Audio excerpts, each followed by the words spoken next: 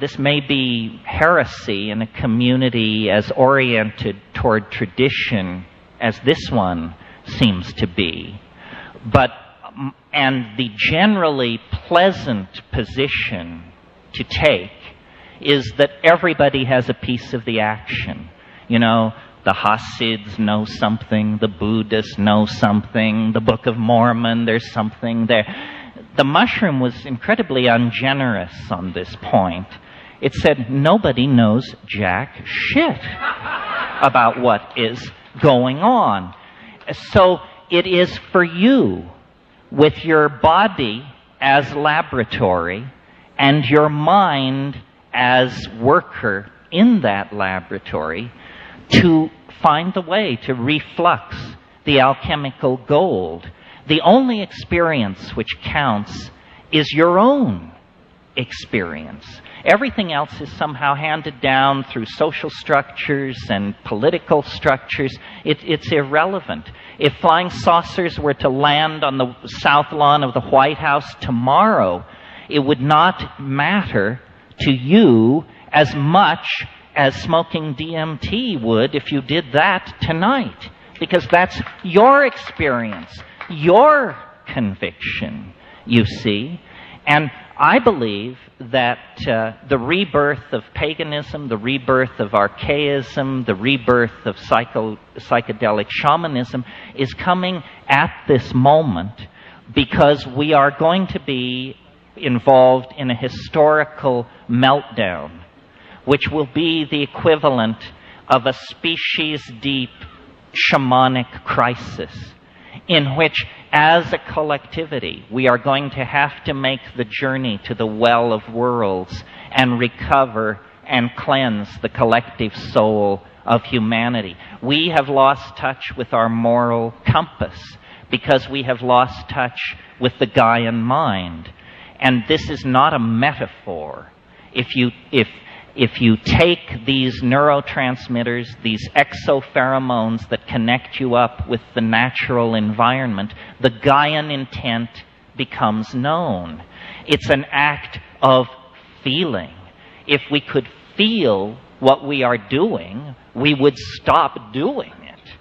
But we live in a realm of abstraction, excuses, incredible wealth, incredible levels of pampering and softness lie between us, the upper 5% of the intellectual and material elite on the planet, and the problems. I mean, how many of us have been to Bosnia or Rwanda or Somalia? These things are only images on a dehumanizing screen. If we could feel what we are doing, we would awaken to the mystery of each other and to the mystery of the historical process of recovering what was lost. We don't need this material civilization. We don't need 5 billion people on this planet. We have to think very, very radically about how we are going to change ourselves, or we're not going to make the cut. And orthodoxy is utterly and completely bankrupt. All it can do is suppress. They suppress, they suppress, they suppress. But there's only one argument that will forgive suppression: deliverance. And they can't give us deliverance. All they can give us is the Menendez trial, OJ, Baby M, the skaters, Klaus von Bülow. Horseshit, horseshit, horseshit. We are locked inside a nightmare of contaminated and toxic imagery that is designed to disempower you and make it impossible for you to think straight. And the way out is straight back to the reality of the vegetable gnosis. It is there. It has always been there. The societies that never broke the connection live in dynamic and loving balance with each other and the planet today, were it not for the input of our disruptive social and economic systems. So I talk to all kinds of people who I see as part of my community, but it stretches from virtual reality to the radical gay movement, to the house movement, to the pagan movement, to the younger molecular pharmacologists, to the radical art historians and psychotherapists. All of these communities are fragmented and suspicious of each other, and this is precisely what orthodoxy enjoys. If all of these countercultural impulses could make common cause, we would probably discover that we're 65 to 70% of the population. And so what is needed is a spirit of boundary dissolution between individuals, between classes, sexual orientations, rich and poor, man and woman, intellectual and feeling-toned types. If this can happen, then we will make a new world. And if this doesn't happen, nature is fairly pitiless and has a place for us in the shale of this planet where so many have preceded us. Well, I think that's the basic rave. It raises a lot of issues. If somebody's burning to ask a question, yes, burning to ask.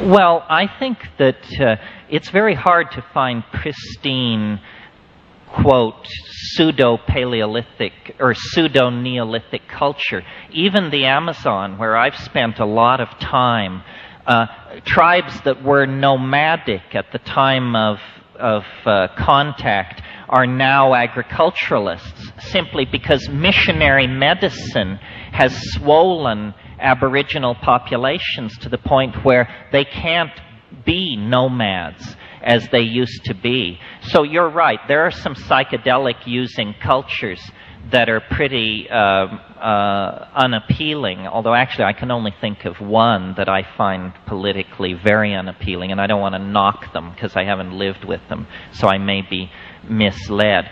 But I think that it's not simply to take psychedelics, but it's also to decondition oneself to the notion of ego and all the concepts which constellate around that, such as place, property, ownership, and stability. You see, the idea that we have inherited from Western religion and science is the idea that things should be stable. This is a very male-dominant notion, the wish for stability, eternity, when in fact the message life hands you over and over again is nothing lasts. Nothing lasts. Not what you love, not what you hate, not your enemies, your friends, not even your dear, dear self. Nothing lasts. And the ego goes mad in the presence of that truth. It can't swallow it. And so we have anxiety of death, need to dominate people, need to possess property, terror of illness, resentment of fate, because we are not in the flow. And I think what these psychedelics do is they put you very much in the here and now. And it's nothing more than that. I mean, obviously, I'm an egghead and an abstract thinker, and I hope to make my reputation in mathematics. But feeling is the primary validator of existence. I mean, if you don't know that, you've got to go back to square one. And these things empower feeling. They are catalysts for the imagination. I mean, you may not like what psychedelics do to you. They may terrify you. But if it terrifies you, then surely it must have catalyzed your imagination, or you wouldn't have known that terror. So catalysis of the imagination in a fairly loving and yet ruthless way is what the psychedelics deliver. Anybody who calls this escapism is sitting on their thumb. I mean, they don't know what they're talking about. Reality is for people who can't handle this stuff.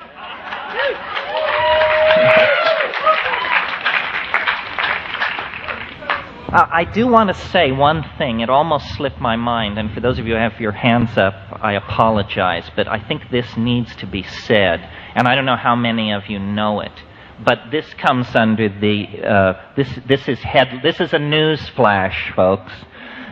We interrupt this program to bring you a special announcement. A new psychoactive substance has been discovered. A very powerful psychoactive substance. The most powerful since the discovery of LSD. A substance so powerful that 300 micrograms is the dose. That means 1 gram will dose 7,000 people. This compound comes from a plant. The plant is, and I hope you're paying attention, the plant is legal. The compound is legal. You can possess it. You can manufacture it. You can transport it across borders. You can give it away, you can sell it, and you can do it on stage. And it comes from a plant. And the plant is also available, and I want to tell you about this because okay, no shoving, no shoving. All right, not to keep you in suspense any longer, the plant is Salvia divinorum. Salvia divinorum, which some of you who are real mavens of this stuff know it. It's been in the books for 30 years. The problem was nobody knew how to get off. And so it was always carried in these lists as suspect hallucinogen. The thing is, any scientist confronted with a plant where somebody says it's a hallucinogen will test to see if it's an alkaloid. All hallucinogens, almost all, are alkaloids. So Salvia divinorum, negative for alkaloids. Doesn't matter. It has a new, unknown compound in it, now known, salvorine alpha.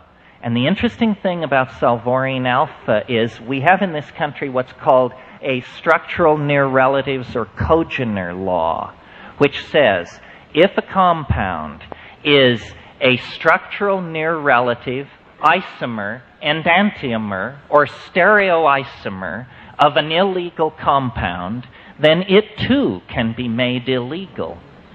Salvia divinorum doesn't fit this description. That means that in order to make this stuff illegal, the government will have to present medical data showing there is something wrong with it. And at this stage, nobody on Earth knows the real pharmacological parameters of this compound. So here's the deal. You can grow this plant in a window box, in your apartment, in your backyard. It looks like Joe Plant. There is nothing particularly distinguishing about this plant. And if you have 3 or 4 cuttings, in 6 or 7 months you will have more than you know what to do with. And then I'll just describe how I do it. I'm slightly chicken shit to do the pure compound, which, by the way, you do 300 micrograms. Understand that what that looks like is a grain of salt. A small grain of salt is a human effective dose. It comes on so fast that you have no impression of it coming on at all. You do it, and then after a while you notice that for a long time you have been staring at something incomprehensible. Well, here's how I recommend that you do it while we get the chemical thing sorted out, because the chemical it could be dangerous. It would be very easy to overdose by a factor of 10, 20, 30, and you would still just be doing a smidgen. So I say, let's honor the plants. Let's not hand the government a bunch of casualties that it can cluck over and put on national TV, you know, the bibble, bibble, bibble show. Let's use the plant, and the way you do it is you grow up a batch of this stuff and get between 15 and 20 leaves. Remove the mid-vein with your fingernail just to lower the mass. Fold it all into a little pile. Put it in your mouth, and 20 leaves is a whopping mouthful. So basically, as much as you can get in your mouth, put it in your mouth, lie down in silent darkness, and squeeze this stuff with your jaws. Tastes like, it's horrible. It's not as bad as ayahuasca, but it's horrible.